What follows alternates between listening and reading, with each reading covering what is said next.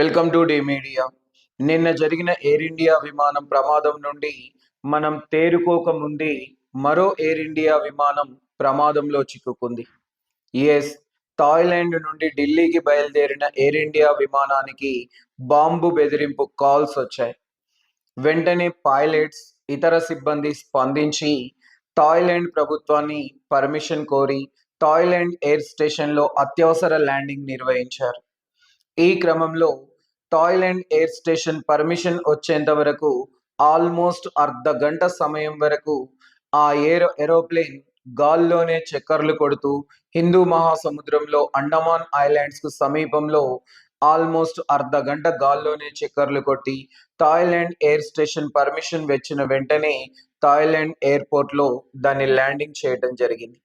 Landing చేసిన అనంతరం bomb squads దాన్ని తనిఖీలు చేశారు. అలాగే ప్రయాణికులు కూడా సురక్షితంగానే ఉన్నట్టు సమాచారం అందుతోంది. ఈ సంఘటన నిన్న జరిగిన ఎయిర్ ఇండియా విమాన ప్రమాదం అది ప్రమాదం శాత జరిగిందా లేదా కుట్రపూరితంగా జరిగిందా అనే అనుమానాలు మరింత బలాన్ని చేకూరుస్తున్నాయి. దీనిపైన మీ ఒపీనియన్ తెలియజేయండి. Thank you. Please subscribe our channel and support me.